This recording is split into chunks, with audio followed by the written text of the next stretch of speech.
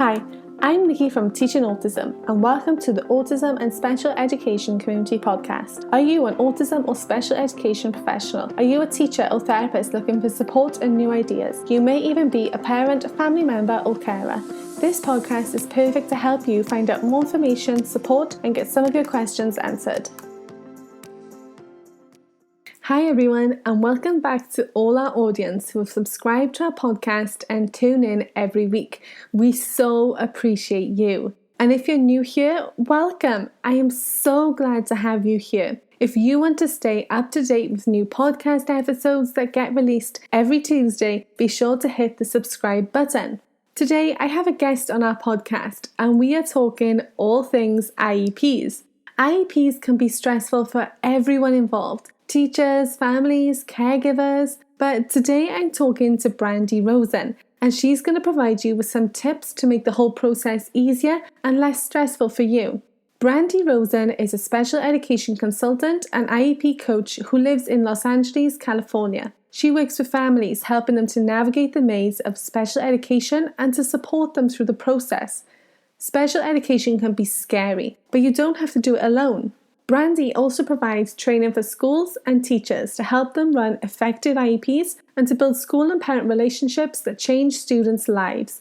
She has been in the field of special education for nearly 25 years, and her unique background and experience makes her an invaluable resource for both families and schools. This interview is full of knowledge, and I can't wait for you to hear all about it. So without further ado, let me introduce you all to Brandie Rosen.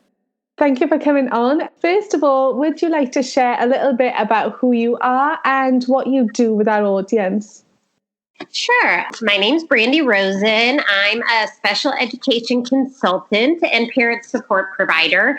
And what I do is I provide support for families and parents in navigating the world of special education. So I've been in special education both as a public school educator as well as a parent consultant for almost 30 years. And so I kind of have unique experience in being, kind of on both sides of the table, I suppose, if you want to look at it that way. I was a special ed teacher. I was a special education administrator. I've been a staff development internationally and nationally staff development trainer. And throughout it all, I've been providing consultation and advocacy for parents across all areas of special education.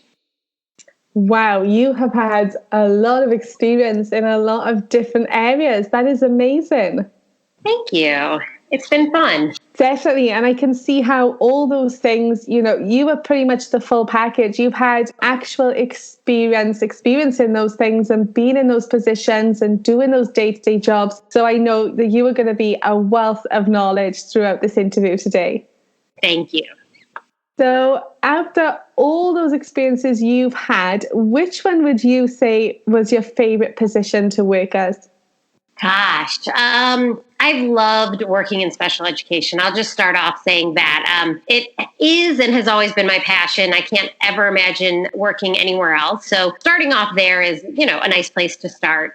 I mean, I think that ultimately I love working with kids, so being a special ed teacher was really, really fun and exciting and really good years. So I definitely say that was one of my favorite times. But as I've spent more time in the field and gotten more experience, I think my most rewarding work has been working with families, because ultimately I think that what I'm able to offer for families impacts kids in such a large way that it has been really rewarding. So, that piece of it, I think long term has probably been my favorite piece. I can imagine, especially being able to offer those families, the caregivers, all that experience and knowledge that you've gained over the years. I can imagine just how helpful and supportive that is for them as well. Because sometimes this world, it can be quite scary for our parents and families to come into. Absolutely. And I think that's what I have found over the years is even more than just specific facts and information is that piece that I can offer that they just don't have to go through it alone, because it is so emotional and can be scary and overwhelming. And it's hard to make good decisions and know which direction to go when you have all of that you're dealing with as well. So Definitely. And someone with your experience, you've been through all those things, that just brings an extra something to the table, which leads me on to my next question is I know right now your primary focus is to work both with school and families as well throughout all situations, I suppose, but specifically today we'll be talking about the IEP process. And I just think it's really nice that you were able to bring families and school staff and any education professional together as well, so that we're all working together. In my years in special education, I think that one thing that has surprised me and saddened me a little bit is how far apart families and schools have gotten, how litigious it's gotten, and how in the process, I think we've lost track of the student a bit. And that makes me sad because I think that when you get a team that works together, the impact for children is just so gigantic. So I come from a very strong philosophical place that I believe my role is not to kind of rip that team apart, but to build it back together. I work with families, and there are times when, after listening to what they're looking for, I say, we're probably not a good fit, but I can refer you out to somebody because they are looking for a little bit more of coming in from a fight place. And I always tell my families, there's always time to fight if it doesn't work out. But this is your family and you're going to be with them for a long time. So I'm going to do my best to help you build up a good relationship so that, your child gets the best. Definitely. And I love that mindset that you have as well, where, of course, it may lead to fighting, but first let's try and start things on a common ground and build those relationships. And I know a lot of people used to find it strange how much we wanted to involve our students' parents. We would invite them along for things we had going on in class because we felt that they were our family as well. It's not just a student, we take on the whole family, and we want them to know that we are there for them and they are there for us as well. Because I think parents can be a support system to teachers as well. Absolutely. And I think, one of the things we'll probably talk about is new teachers. And I think that though parents can be scary for new teachers because it's just all new, that having a parent that supports you, it makes your job about 100 times easier as opposed to a parent who doesn't support you. So taking the time to build up that relationship is really important. Definitely. And I think that's something that's maybe missing when we train our new teachers is how to build those relationships with families and caregivers and how to keep it positive and professional. I think that's something really important. And it's something when new staff have come to our school, we are really strict on that. We want these positive relationships because it helps the student moving forward. Absolutely. That's always what it's all about, is coming back to what's best for the student. And that's what we need to focus on. Definitely. So moving on to today's topic, I am really excited to have you here to talk all things IEPs. And my audience have been blowing up my emails and my social media. We are so excited to have you here. So first of all, I have parents on here and I have education professionals on here. And sometimes I have a lot of questions where people don't know what an IEP is. And because it's an acronym, sometimes it sounds scarier than what it is. So first, would you just like to share a little bit about what an IEP is and what the benefits are of having an IEP? Well, an IEP stands for an individualized education plan. And what it is both a support and a document that's provided for by federal law. And what it is it says that a student has a disability as defined by the federal government, and not only has a disability, but requires special education services. So, even going back to the beginning, students are assessed into special education through a formal assessment process. And it might happen that a child actually does have a disability, but they don't require special education, meaning they're doing fine with the general ed curriculum, and that's good news. But when a child is found eligible for special education, then an IEP or an individualized education plan is developed. And really, it just as it says, it's an educational plan specific to that student. It's individualized for each individual student, and it looks at where the deficits are. And this is one of the things I always talk to parents about, because once you kind of hop into the world of special education, it can feel very negative because special education and IEPs by nature are deficit driven, meaning Special educators are looking at what is the student struggling with and how can we help them. So that IEP really defines what those deficits are and then comes up with a plan, the whole team together, on how to move that child forward. It doesn't promise to cure a student of something or even to get them to a certain level, but an IEP by law is required to assure that a child makes meaningful progress. Different for everybody. That's different for all of us as adults, and that's different for children. And so I think the benefits are just so strong. I'm a huge supporter of special education, and I think you'll hear that throughout. But I believe that when a child needs the supports, not just sort of willy-nilly, but when a child truly requires that level of support, special education is wonderful. It provides everything that a child needs. And the other piece of it is that it's free. That's what federal law requires. So if a student's found to need services by the IEP team, then the schools need to provide that. They can't say, oh, your child needs this, but you need to provide it. So once those needs have been determined, then those services are provided by the school system. And so I think the obvious piece is that services come from an IEP, which is what, people kind of think of when they think of special education. But I also think that there's a piece of it that just the level of school level support that comes with special education is another bonus. So it means that there's a whole team outside of the general ed team that's there to support your child, to make sure they're getting what they need, to make sure that they're supported in the way that they need. So to me, it always feels a little bit like a gift, kind of at the end of a road of maybe a tough struggle, because, special education and IEPs are really there to support kids. Definitely. I think it's really positive for students to have an IEP because, like you said, it'll tell teachers and parents, families, what the students should be working on, how they can work on those targets and what help they can receive. And I think a lot of people actually don't realize that it's a legal document. Like you said, in the United States is federal law. Here it's bound by our government law as well. And people don't realize that is a legal document that has to be followed for that individual student. Right. And that's really important because that offers a level of protection for students that, in the past we didn't have. And students really struggled because schools didn't have to follow any particular law. And so though sometimes it can be overwhelming, and especially for teachers, it can feel very overwhelming because there's so much to stay on top of. But ultimately, it protects our kids in a way that nothing else has.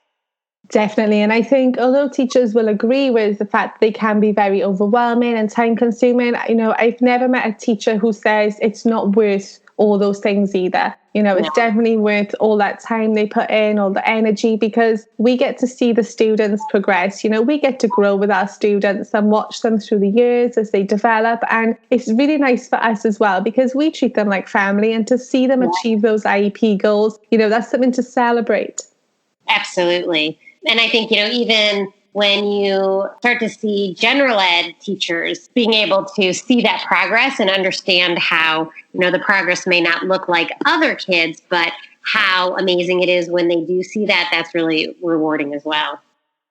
Definitely. And like you say, these are individual plans. So they are made individually for every student to suit their individual needs, their abilities, what goals they should be working on for themselves. And I think that's the best thing because we're not putting everyone into one box. Everyone's having their own box to work on their own things. Right. It's one of the biggest pieces that differentiates between general ed and special ed.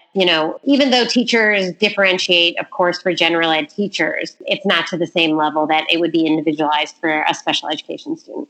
Definitely. Now, I have had a lot of new teachers reach out and they are wary how early is too early to ask for parent input on IEPs. But do you think there's a sort of recommended time, or what way should teachers ask for that parent input? I think it's an interesting question because one of the things that I spend a lot of time working with families, helping them to understand, is that an important piece of the IEP is that it is a school-based program. The purpose of the IEP goals are to assure progress in the school setting. They're not directed at home issues. And so sometimes that can be very confusing for parents where they'll say to me, but at home they're not doing this, or at home they're acting like this. And so it is hard to explain sometimes that that is absolutely legitimate, and those concerns can be addressed in different ways. But for an IEP, we're really looking at the school impact. And so it is one of the things that oftentimes I will help parents with as a consultant is this is the school issue, and then this is the outside school issue. So we need to keep those separate. So when teachers are talking to parents, it's important, I think, for them to really help them to understand that. So when they're asking for input, that they want to be really clear that they're asking for input in regards to school. So sometimes that's hard for parents because they're not at school. And oftentimes I'll have parents say, I want the teacher to tell me because I don't know. I'm not there. Or I'm not a specialist. I don't understand.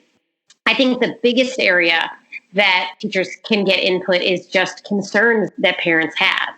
And one of the things that I do, I have a workbook that I work with parents through. And one of the things I really help them to clarify is what those concerns are before they come to the teacher. So, for example, oftentimes I'll start working with families who have struggled a little bit with developing relationships with schools. And so I'll ask them, okay, well, what happened? Tell me about the conversation. And what I hear is their anxiety comes out in a way that I know as being both, a parent as a teacher, that teacher's hearing that they're being attacked a little bit or that they're not doing something they should be doing. And when I ask the parent to clarify, they just have a true concern, but the way that they're saying it comes off in a different way. So I think that the more, again, that teachers build relationships with parents from the very beginning, before things get hard or before they're even asking about ideas for goals or IEPs, the better off that communication will go. So I think that, I'm a big fan of communication logs so that communication is open throughout, not just when we're coming up to an annual IEP. And I encourage my parents to ask for things like that, but at the same time to be very thoughtful of how much time a special ed teacher has. So I think really balancing that piece out is important when asking for information from parents. As far as an IEP, I believe that that's the first get-go in the IEP is really asking for parent concerns and questions at the very beginning of a meeting. And as an educator, what I always did was I had a piece of paper next to me and I would ask for parent question and concerns. And then I would make that list on a piece of paper. And then I would say, okay, we're going to address these as we go, but please feel free to add at any point during the meeting. And then at the end of the IEP, I would go through that list again and really make sure that all of those questions and concerns were touched on so that a parent, just to make sure that we covered all those areas that the parent was concerned. Because, sometimes you get kind of lost in the meeting and you're not sure you cover everything. So I think kind of both of those pieces go hand in hand. Wow, that was a great answer. I know she is going to be so happy with all those things. And it was really interesting what you touched on, because we've touched on this a few times in previous podcasts where parents and families and caregivers, they may see different behaviors than what school is seeing. So it's really interesting that you brought that up as well from an IEP point of view, where parents may be expecting to see one thing and school is seeing another thing. Right. And I explain to parents, even though we know this as parents, but that would be expected. It's not unusual that you would see different things at home and school. And, we have that conversation all the time where maybe the school doesn't see any behaviors and the family does. Well, the school is more structured, and that's the way it should be because, a home is not supposed to be a school. And so that's okay to be able to see those differences and to be able to talk about that. And maybe, it helps us to know, okay, they're not showing these behaviors in this setting. Maybe if I add a little bit more of this, then we'll have better results with those behaviors as well, or things like that. Definitely. And it opens up again, like you say, building that relationship with school and home and seeing what supports we can provide them as well. Because like you say, it could be something in the environment. It can even just be that the child is more comfortable at home. That's their safe space. And that's where their behaviors are unfortunately going to come out, which can be really upsetting for families. But it's definitely probably more than likely not anything that they are doing. It's just where the child feels safest. Right. And I just had this conversation with a parent yesterday, and we were just laughing about it. I said, as frustrating as it is, it's good news. It means they can hold it together during school and that they feel safe with you. It's just now, from a different standpoint, we're going to work on how to provide some things so that they can deal with that better in the home. But that's good news. It means that they do have the ability because they're able to do it for 6 or 7 hours a day. So Definitely. And I already love this service that you are providing to families, but also alongside working with schools as well. It sounds fantastic what you do and just the knowledge and experience and support you can provide as well. thank you. Thank you. So moving forward, what we were just discussing about those IEP goals, I have a lot of my audience reach out and they ask, what are the best ways to set IEP goals? Especially when a lot of our teachers now, it falls on them to set their own IEP goals and come up with them. What would you say those best ways are? Yes, I've done a lot of training in this for teachers as well, because it is probably one of the most overwhelming pieces of being a special ed teacher. And I can say probably one word over and over, which will help them, and that's data, data, data. I think that most of us are naturally kind of afraid of data because it seems big. But once you get a system in place that allows you to collect data on the deficits, then it just makes your life so much easier. The idea of an IEP, I look at it, and I think because I'm a visual learner, I look at it as a connect the dots process. And what I mean by that is that there's a very meaningful order to IEPs. And if we stick to that, it really helps us in developing goals. So present levels guide goals, and goals guide services. And there's a meaning behind that order because one feeds into the next. So if you're collecting good data and if you have a good idea of where they're presently performing, then you're able to develop goals based on their individual needs. I think sometimes we get overwhelmed with how many areas we might need to write goals because, a lot of our kids come with a lot of different areas of need. But I think that once you start breaking them down really systematically, then you have a much easier time. I often will tell new teachers, you don't want cookie cutter goals, meaning we don't want to say this is our reading goal and this is our math goal and this is our behavior goal. But you don't also have to reinvent the wheel every time. So if you have a goal that you really like in the area of, say, reading comprehension, then you can use that as your base for many different students. Now, it won't look exactly the same because kids are different and it should be, on their own baseline. But that doesn't mean you can't use that. I mean, all good educators use what works. General ed teachers, special ed teachers, we use curriculum that works. We reuse it, but we switch it for the group that we have. So I think it's really important to look at all the areas of deficit and to be able to write the goals in a meaningful way. Another piece to think about when you're writing goals is that we want to make sure that it's a reasonable goal. So it doesn't mean that the law does not require that every goal is met at the end of each year, but we want to make sure that it's meaningful. So, for example, if you're writing a goal for a student to attend, maybe to pay attention, and right now, because you've taken really great data, they're able to attend for, say, a minute without getting distracted, then you're probably not going to want to write a goal for a year that they'll attend for 15 minutes. Because that's just too big a jump. Nobody can make that jump. So you really want to be thoughtful in the student that you have, the kind of growth that you've seen. And then the other piece for here in the States anyway, is to really look at the standards and to be able to connect the goal to the standards.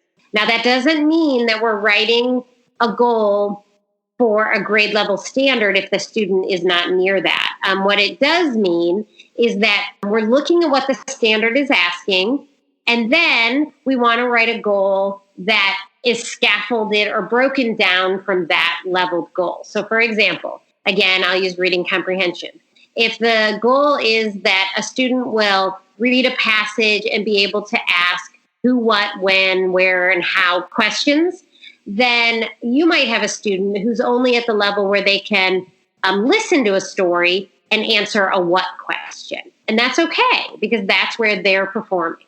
So that's really the key for writing goals, is just to make sure we know exactly where they are. And then we have really good data to support that. Because coming from a parent support, I can tell you that almost always, if we walk into an IEP and a teacher has really good data and reasons for why they want to write goals or don't want to write goals, parents feel good about that. They understand that. They want to know, oh, okay, so that's why we're going to start here, or that's why we're going to do that.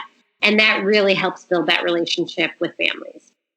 That was fantastic advice. And I think that data can do so many things for us. It can help in so many ways, but also showing up with all that data as well, that just provides the families with a little bit more information about how their child is doing in class, what things they can be working on. So it just gives them a little bit of insight into school life as well. Because I know that a lot of our families feel like maybe they're missing out on their child's progress and their child's learning because they're not at school with them. And that's quite scary for a parent to just, let that go, especially when many of our students are nonverbal and they can't tell their parents, today, Mum, I wrote my name. They can't, they may not be able to go home and say that, but to take all that data in and say, he progressed from writing his first name to his first name, his middle name, now his first name, middle name, last name, little things like that, I think really help sort of solidify the relationship as well.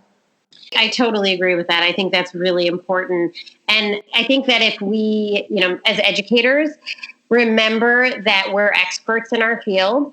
And just as if you walked into the doctor and they were telling you, giving you a prognosis or telling you something that maybe was wrong, you would want the data. You wouldn't want them to say, well, we think it's probably this because we just have a feeling about it. You would want to know these tests were done, this was the results, and this is why we're recommending what we're recommending. And so, we as educators should be providing that same level of information. And as parents, that's really meaningful. Definitely. And on this sort of subject of talking about data, we do often hear a lot about accommodations and interventions and modifications with IEPs. Now, that can be really overwhelming for our families, especially when you're sat in maybe your first ever IEP meeting for your child. Hearing all those things can be quite overwhelming. And I find that a lot of our families actually shut down. So we spend a little bit of time talking through what they mean. So do you think you could share a little bit with our listeners about the differences between accommodations, interventions, and modifications? Sure. And I agree with you. I think that so many times as special ed teams, as IEP teams, people forget that parents aren't in the same place that they are. And so they just start in. And I often will tell parents, because I truly believe this in my heart, they're not trying to rush through because they want to get out or they're doing anything. It's because they're ready to start. They know what they want to do. They have their plan. They're excited. They're ready to go. So it is from a level of confidence that I think people move through so quickly, but it's so critical that families are along for the ride. So, even at the very beginning, being able to say, okay, this is what's going to happen at the IEP. Let me explain to you why. Let me explain why I'm going to talk about services at the end and not at the beginning. And just to be able to explain that, it really helps put parents at ease. Because there are different pieces to the IEP, and they're all really critical. And again, they all sort of build off of each other. So the goals are based on the deficits. And then accommodations are things that are put in place to help a student while they are learning the skill deficit that they have. So an accommodation is something that helps the student and is given by the adults. And so one of the ways that I explain that to parents is the goal is what the student is going to work on. The accommodation is what we are going to do to help that student along the way. And so there's so many options. It really is anything that'll help a student. And we look at those accommodations in multiple different areas. So we look at, how we can help through academics, how we can help through social, how we can help with behavior, communication, all of those areas. Ultimately, the goal is that we're able to fade some of those accommodations back, but we put those in place to be able to help children succeed in meeting their goals, basically. And then there's also, along with that, there's something called modifications. And modifications are put in place when a team determines that a student is not expected to meet the grade level standard. So let's say that you have a student who has a disability in math and is maybe 4 grade levels below in math. And the team's recommending they use a different curriculum to be able to work on some of those basic skills. Then they may recommend a modification in math, meaning we're going to keep working on these skills, but at this point, we don't think they're going to be able to meet the standard, so we're going to work on an alternative program. So that's kind of accommodations versus modifications in a very small nutshell. And then the services are what we provide to help implement the goals and help the kids receive a free and appropriate public education. So there's different providers that provide different levels of support. And that, again, is based on student need. I always encourage educators and parents to be very careful of the disability trap, where they say, well, if they have this eligibility, then they get this service. Or if they have this eligibility, then they get this much service. It's not based on an eligibility area. It's based on student needs. So that should be individualized. And the way that a team should work is, you go through the present levels, you develop the goals together, you look at accommodations and modifications, and then each specialist or expert is going to recommend what services they think they require to be able to meet the goals that have been set by the team. So no student with special needs is the same, and no IEP should look exactly the same as well.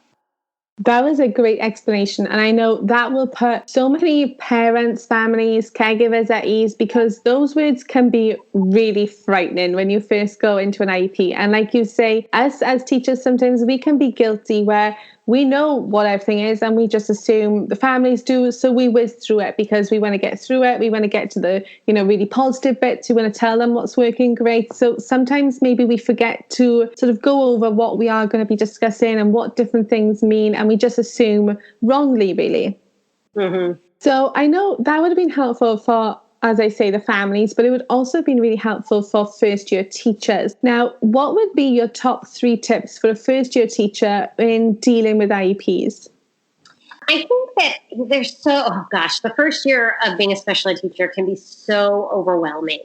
So I think that first off, the organization. There is just so much to organize because you're in charge of scheduling IEPs and knowing when everything is due. And you probably have different grade levels and different content areas. And there's so much to keep track of that I think putting a little bit of extra time in at the beginning to get your organization systems in place pays off in the end. There's no question that you're going to be tired, you're going to be overwhelmed, you're going to miss things, and all of that's okay because that's what being a first-year teacher is. And I think, kind of an overarching tip for first-year teachers is to take a breath, give yourself a break, know that it's not going to be perfect. There's people that have been doing this a long time and they still make mistakes, and that's okay too.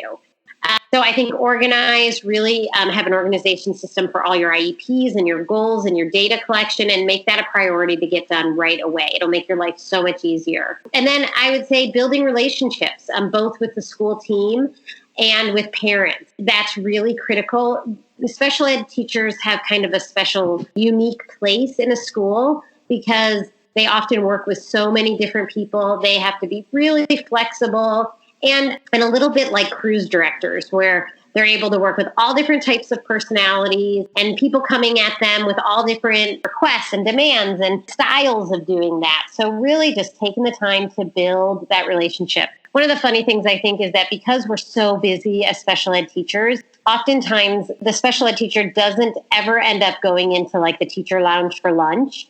And I really think that is a mistake, because that is really where the heart and soul of the school is. And that's where you build those relationships. So I encourage all the new teachers that I train it really to take the time. I know that it seems overwhelming and you don't have a minute, but to take the 5-10 minutes to go down there, be able to hang out, talk, build up those relationships, and really, really important, ask questions. You're walking into a family in a new school, and it's really important to ask questions. How are things done? What's worked in the past? What hasn't worked in the past? All those pieces of information are going to help you, be successful. So I think that's really, really important. And then I think building the relationship with kids and families. Oftentimes as new special ed teachers, we jump in and we want to just, hit the ground running. But it's okay to take a little bit of time to meet the parents, to meet the kids, to understand where these kids are coming from, to let the kids have a little time to build rapport with you as well, and to take that time. And one funny thing that I remember so clearly working as a very young teacher was that oftentimes a lot of our new teachers are very young, and it's hard for them to be able to talk to parents from a place of an expert because they feel like, they're so young and what could they possibly know? And I think that really coming from a place of being a partner with a parent as opposed to telling them what to do really earns you a lot of credibility and a lot of trust and really helps you move forward. So I think that, oftentimes people are asked this question and you'll hear a lot of things like learn the curriculum and do, a lot of kind of teacher things, which absolutely is important. But I really do believe as a special ed teacher, the relationship building is really critical for us and that organization. Definitely. Those were great tips and so helpful for so many teachers as well, not even just new teachers. And I definitely agree where young teachers now, it can be really frightening to go in there and open yourself up and, have someone trust that you know what you're talking about. That can be quite scary, especially if it's your first experience doing it. But I always sort of say that the best professional development you can get from the teacher next door. So don't be afraid that, ask for help and see what advice they can give you, even if you want them to sit in with you on the first IEP meeting, as long as that's okay with families, just to give you that confidence and help you stay on track and just for someone to sort of believe in you and help steer you as well. That's great. I love that. The best advice is from the teacher next door. That's a great way to think about it. Sure. And I think it's so frightening as a first year teacher, especially when you look around and everyone else seems to have it together. They're doing all the things and you're swimming and trying to keep your head above water. But it's just experience and those years of building that as well. Right. Absolutely. Now, I know you mentioned organization, and this is huge with IEPs. You have to be organized with them or things can quickly turn into a hot mess. Yeah. So what are some tips that you have for teachers to stay organized with their IEP data and the information? What I usually tell teachers is you need to find what fits best for you. And I jokingly say it's like finding the perfect pair of jeans. There is no one perfect pair for everybody, and there's no one perfect organization system for everyone. And so it is a little bit of trial and error. But again, I think your advice of the teacher next door is wonderful. Ask other people, ask other teachers, what works for you? Can I see your systems? When I was overseeing a special ed program, I always had my new teachers go observe in more experienced teachers' classrooms. And they would ask them, show me how you keep track of your IEPs. Can I borrow your data sheet? All of that so that you can get what works. I think the best thing to do as a new teacher is to pick one way and go with it for the year and give it a try and see if it works. As you have a little more experience, then you can make changes. But pick one way that works for you, whether that's file folders with everything, whether that's notebooks, whether that's, using the whiteboard to organize things. It's very different for everybody. I personally liked file folders and I kept each child's information in one, and then I was able to always go back to that. Other people like folders, other people like all online or in a, Google Drive. I still like paper. I still like to hold it in my hand. It helps me. But I think what's really important is you pick a way, you commit to it, and you stick with it long enough to make sure whether it works or doesn't work for you. Definitely. And I think, like you say, it is a lot of trial and error, and nobody expects you to get it perfect that first year. But just trying things, seeing what works for you. And I can say, going back to where you mentioned going into the staff room and building relationships with other teachers, it could be a teacher who is 4 grade levels higher than you, but they have the organization system that fits your personality, and that would work really well for you. Absolutely. Absolutely. Now, sticking on the sort of topic of organisation, what would you suggest for teachers to take into IEP meetings with them to be prepared and organised and have everything on show for parents? I think that the way that I think that an IEP runs best is when you have copies for the family of the old goals, the new goals, the accommodations so that they can follow along, and really nicely stapled so that it's all organized. That's a big thing. I also, on a personal level, I think across the country, the IEP systems are now computerized. And so I encourage my new teachers to print out the IEP and not try and follow it on the computer, because it's just one more step that they have to do when they're trying to run the meeting, which can, be a lot to take care of. And so I encourage it on a piece of paper so that you can just run through it in the order that it's meant to be, run through. And then also then having all the data that's relevant summarized with you, not just packets of work, because that takes a very long time then to go through it, but just a summary of whatever data you use just on a piece of paper. So then when a parent says, well, how often are they doing it? Or how much can they do it? Or when are they doing it? That you're able to just look at that piece of paper. So the more you have in front of you, the less you struggle. And the more confident you come off, and really the more parents have buy-in and feel like you're really doing what needs to be done for the student. And so that's really important. I do also really like the use of an agenda for both yourself and for the rest of the team that just goes through the order of the IEP so that people know. And it's also helpful if people are getting off track a bit to be able to bring people back to the agenda, saying, okay, so let's, check on back in and look at, we were on number 3, let's go on to number 4. We want to make sure we get through it, things like that. So everybody has sort of that visual structure in place to be able to stay on task. Definitely. I love the agenda idea because we are all probably guilty of, running an IEP session and we come to a certain goal or target and we discuss what we think is going well with that. The parents may offer input, but then, we may offer another input and then all of a sudden things start going way off track. So having that agenda to sort of bring us all back to where we are, I think that's really helpful for both sides of the party as well. I agree. And regarding that agenda, do you have a particular order that an IEP meeting runs successfully with? Like what sort of things to start with and finish on?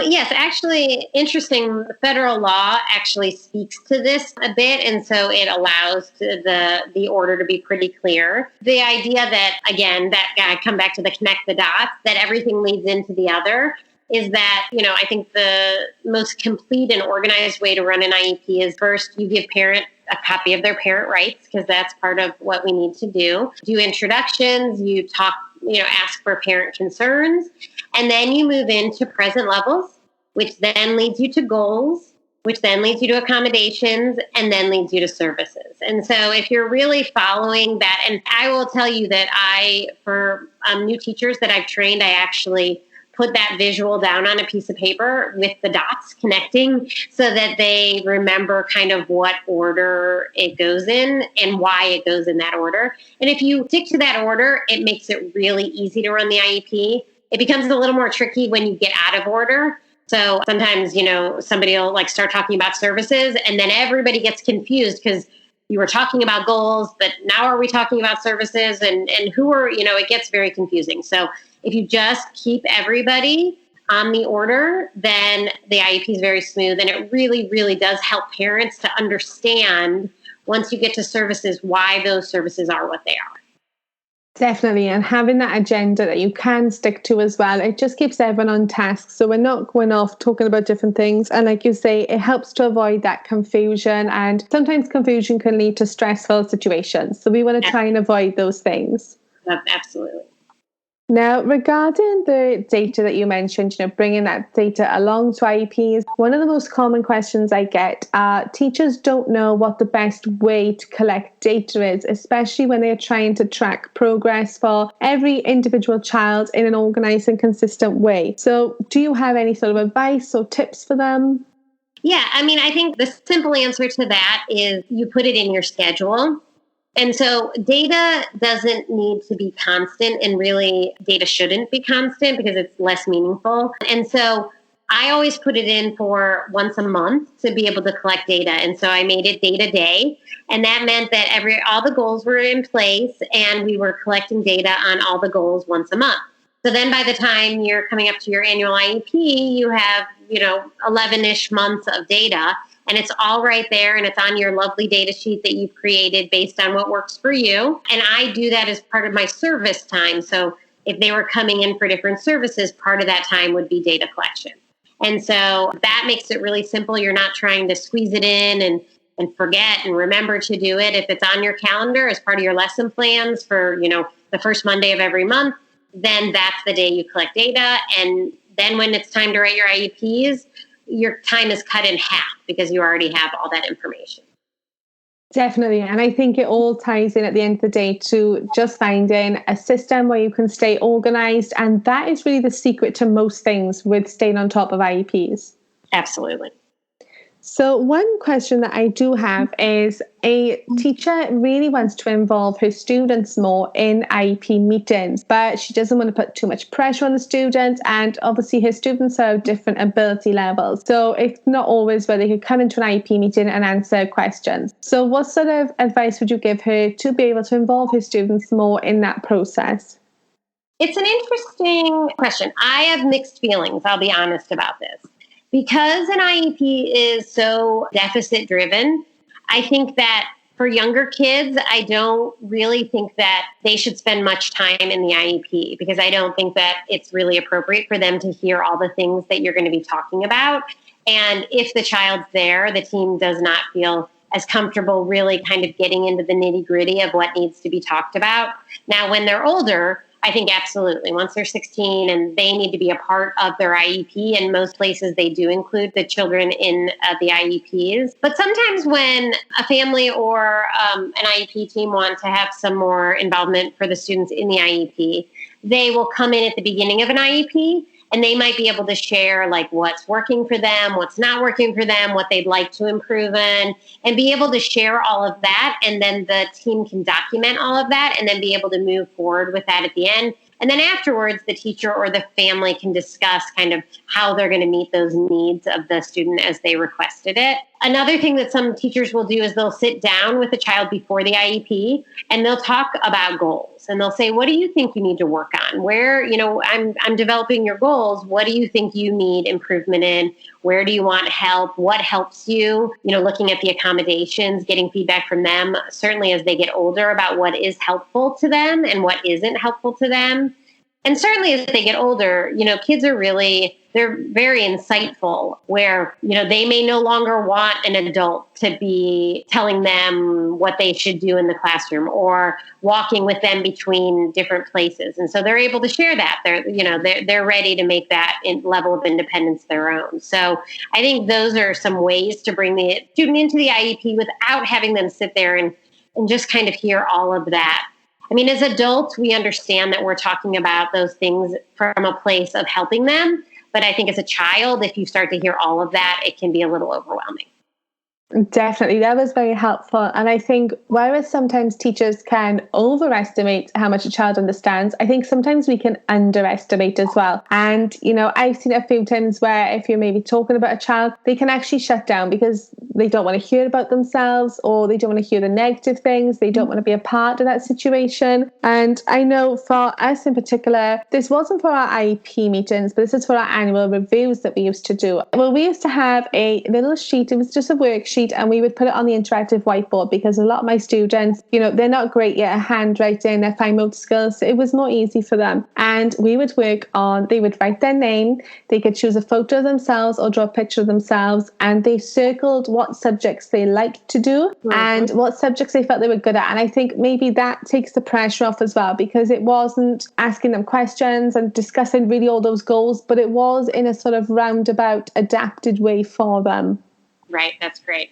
So I know that sometimes in IEP meetings, disagreements can happen, and we're all human. Disagreements are always going to happen. But what do you think the best ways are for both teachers, education professionals, and parents and families as well to sort of handle disagreements in a professional and understanding way? Well, I think that's a great question. And I think there's, a couple things that really help families and schools work through that situation.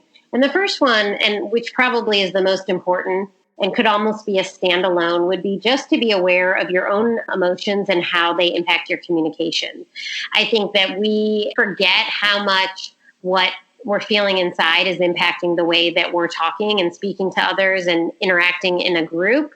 And so it's probably one of my top supports that I provide families in IEP meetings is that ability to be able to identify for them that maybe what they're saying and the way they're saying it is coming out a certain way because of the way that they're feeling, and that maybe we can step back and look at it differently. At the same time, being able to talk to schools and say, I think what they're feeling is overwhelmed because they don't understand what you're saying or they hear a lot of negativity. Can we talk about this a little bit differently? And then I think teachers will often become defensive and get intimidated by parents because of the way that everybody's talking. And then everybody's kind of they're in their own space emotionally, and that impacts the way that they're communicating. And so many times the disagreements are based about that. And that's really a critical piece. I think another thing is really being willing and available to listen to others' opinions and thoughts without immediately jumping to a conclusion. So again, working with families on that idea that the more they can be open to listening to what the teachers have to say, the more they might hear something that they do agree with or understand where the teacher's coming from or look at it from a different perspective. So really kind of that openness and that really true ability to listen without already kind of thinking what their next comment is going to be. And then the same thing for teachers, to be able to listen to parents and understand, they may not be saying things in a way that the teacher wants to hear, but to almost be able to listen past that. And again, being a new teacher, this is very hard, but as you have some experience under your belt, to be able to say, I understand they're coming from a place of fear. They're scared. They're scared for their child. So I'm going to try and listen a little deeper than that and hear what they're really concerned about. And then along those lines, really asking questions. So as a parent, maybe saying, they're hearing that the school's recommending something that they don't agree with, as opposed to immediately being like, I don't agree and I'm not agreeing to that, to be able to say, well, explain to me more. Tell me why. Why do you think that's the best place? Why do you think that's going to help them? Where are we going with that? What's our plan with that? And then for the school to be able to answer that as well, to be able to say, that's a great question. Let me explain to you why I think that's really important and who I see your child is and where they could go. So really listening, asking those questions and understanding. And then ultimately, this is a biggie, to be able to agree to disagree. There are times where we won't all agree and we won't get to the same place. It doesn't mean that we need to get nasty. It doesn't mean that it needs to be a fight. It might mean that we just need to sort of table this right now. We're not going to agree on this. And then we can come back to it and we can try again. I think IEP meetings are almost exactly like a family dynamic or a relationship dynamic. And everything that you know to do in your relationships is the same exact thing that you need to do in an IEP. Just really be thoughtful about the way that you communicate. Definitely. And I think sometimes nerves can come into play as well with the way that we sort of word things and react to things, especially maybe families who are going through this experience for the first time. And like you say, they're scared, they're frightened for their child and what to expect. They don't know what their child is going to be doing in a year from now, 5 years from now. And all that fear can bottle up. And then on the flip side with teachers, if this is your first IEP meeting, you were already panicking about probably all the things. And then when a disagreement happens, you're panicking even more, you're taking things personal. And like you say, it's just about appreciating each other and taking the time to listen to each other. And like you say, agree to disagree. I appreciate what you're saying, but right now, let's maybe focus on this first, and then we can get to that. And, it's just about agreeing to listen and be there as a support system for them.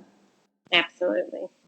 Now, I have two more questions. So one is, some of this teacher students have IEPs. They are in general education classrooms, but they come to her for services. How does she best communicate the importance of the IEP to the general education teacher and to encourage that communication to track progress? I think that some of the things that are really helpful are communication logs between special ed teachers and general ed teachers so that everybody knows what everybody's doing, to be able to really communicate what's happening in the general ed class and what's happening in the special ed class. So keeping those lines open. I also think that, just the more availability and relationship building that you develop, the better off you're going to be. I think that we also forget that general ed teachers are not special ed teachers, so that is not their area of expertise. And oftentimes I work with general ed teachers and they say, I just don't know what to do. Like it's not that I'm resistant, I just don't understand this.